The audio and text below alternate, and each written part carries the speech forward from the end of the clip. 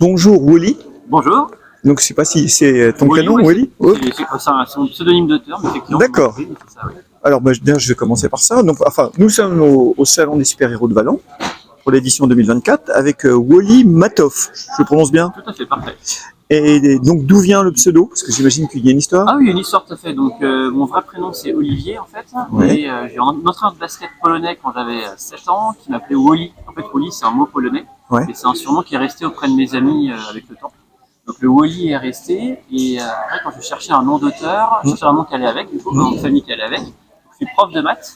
Ouais. Donc le MATH, j'ai double été par rapport à Matt Smith, qui est un auteur anglais que j'aime beaucoup, et le OV qui sont les initiales. Ok, Voilà. ben voilà, donc j'ai bien fait de poser la question.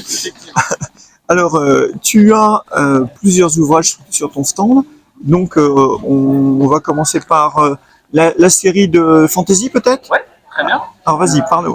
Oui, tu peux nous montrer, bien sûr. Hop, là, je me permets.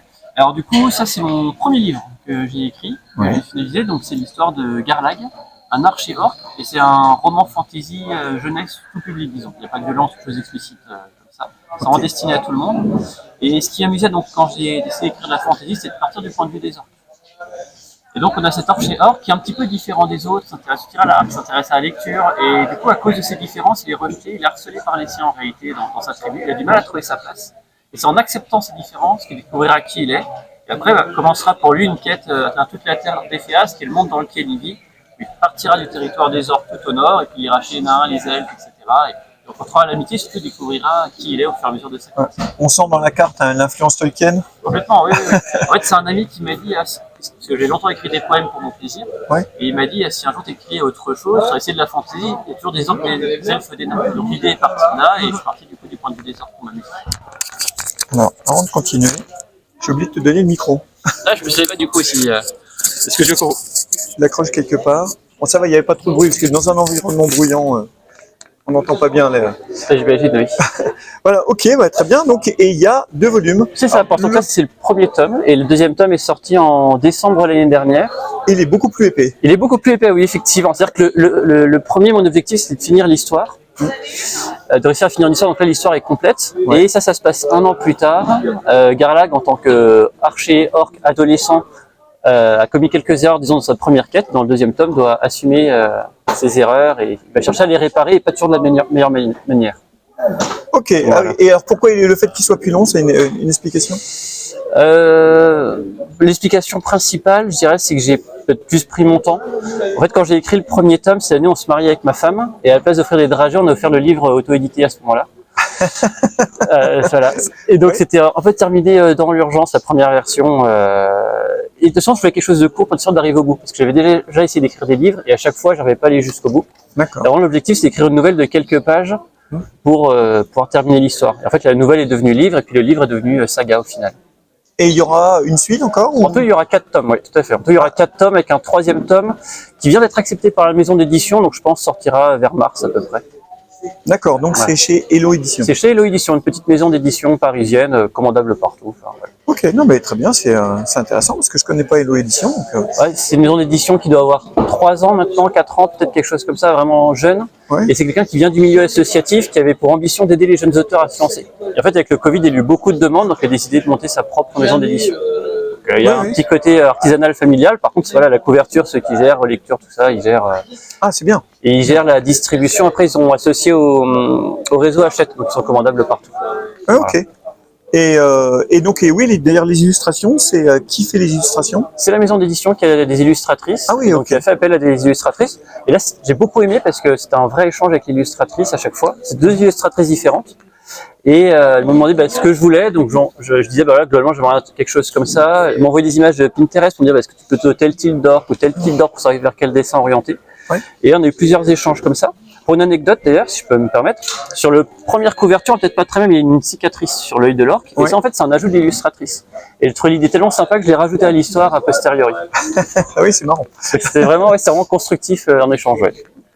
Et donc, en dehors de cette saga de fantasy, tu as aussi écrit Ah, c'est quoi, c'est un recueil de nouvelles? Alors non, c'est un petit conte sur Frouille la petite citrouille peureuse. En fait, quand j'ai commencé à écrire, du coup, j'ai participé à des salons. Et dans le cadre de ces salons-là, il y a eu un concours de nouvelles qui est organisé sur le thème d'Halloween. Oui. Et donc c'est à cette occasion-là que j'ai écrit ce conte. Et du coup, j'ai eu le premier prix en plus, donc je suis hyper content. Bah oui, Et c'est un petit conte illustré pour enfants, 5-6 ans, avec des chapitres très courts et illustrés à chaque fois sur Frouille la petite citrouille peureuse. Et donc l'histoire, c'est on suit l'aventure de Frouille, donc de graines jusqu'à ce qu'elle devienne citrouille. Et en une nuit d'Halloween, il y a des vilaines sorcières qui vont enlever ses amis et elle sera les seules à pouvoir les sauver. d'accord. Il y a de la magie, de l'amitié, un petit conte d'Halloween un peu ambiance Disney, disons. Oui, oui, Voilà. oui, oui. Bah oui, en même temps, c'est un conte, il faut que ça soit gentil. Il faut Oui, que c'est ça, c'est ça. pas que ça soit trop horrifique, sinon... Non, non, c'est très mignon, c'est très bon enfant. Voilà, j'ai pris beaucoup de plaisir à l'écrire et c'est un petit bonbon, quoi. Voilà. Alors par contre, là aussi, ça a été illustré, donc toujours la maison d'édition Tout à fait. Ok, Tout à fait. très Ouais, bien. ils ont participé à ça sur la maison. J'aime beaucoup la. Je vais enlever ça. La couverture globale, c'est pareil, il y a eu plusieurs échanges par rapport à ça. Ouais. Au départ, j'ai décrit ce que je voulais une petite citrouille personnalisée, du coup, avec des sorcières en fond et la lune. Ouais. Et comme elle savait que c'était dans un conte d'Halloween, mais qu'elle savait pas que c'était pour enfants, c'est dans le décor qui était plutôt horrifique, avec des têtes de mort dans un désert. Et je dis non, non, c'est un petit potager, c'est un truc tout mignon pour les enfants. Donc après, on a eu pas mal d'échanges par rapport à ça. Elle a racheté des citrouilles, elle a racheté le potager, elle a racheté de la lumière dans les citrouilles. Donc Ok, voilà. ouais, mais très bien, c'est vraiment bien. Ouais, c'est chouette, je suis vraiment content. Et oui, par rapport à tout ça, donc la suite, le prochain bouquin, ça sera plutôt la saga? Plutôt la saga. En fait, là maintenant, je suis jeune papa depuis un peu plus d'1 an maintenant. C'est vrai que j'ai un peu moins de temps pour écrire, forcément. Forcément. Et du coup, je me concentre vraiment sur finir Garlag. Comment tout, ce sera en 4 tomes. Ouais. Mon objectif, c'est d'écrire les 4 tomes le plus rapidement possible pour les lecteurs qui ont envie d'avoir la suite. Et Donc, pourquoi 4 tomes? le plan s'est fait comme ça. En fait, quand j'ai écrit le premier tome, l'histoire était globalement complète. J'avais une idée d'un univers plus global, mais l'idée, c'était d'arriver au bout. Ouais. Et après, j'ai écrit un plan et je me suis rendu compte qu'il me fallait 4 tomes pour raconter l'histoire. D'accord. Vraiment, c'est ça l'idée. Donc, l'avantage que j'ai, c'est que dès le premier tome, j'ai pu insérer des éléments qui sont des indications pour le tome 4, puisque je sais déjà globalement où je vais. Même Ouais. si après, le héros vit ses propres péripéties, on maîtrise pas toujours tout dans ce que Oui. vivent les personnages. Forcément. Et d'ailleurs, par rapport à ça, c'est un peu quoi tes rituels d'écriture? Est-ce que tu as des endroits, des moments, des ambiances, de la musique? Alors, honnêtement, c'est quand je peux. Ouais. Non, j'ai pas forcément de rituel spécifique. J'aime bien avoir mon plan global, ça c'est une certitude, donc j'écris pas sans avoir un plan global assez Ouais. détaillé. Et après, dès que j'ai le temps, je me mets sur mon ordinateur, plutôt dans le calme pour le coup, Mhm. et j'écris le soir souvent, du coup c'est souvent le soir quand tout le monde est couché. Voilà. Oui. Oui, quand tout le monde est couché, là je comprends. C'est ça. Eh ben, très bien, merci Wally. Bah, merci à Je toi, te souhaite un très bon salon Bah, et une de bonne même. journée. À bientôt, Au revoir. au revoir.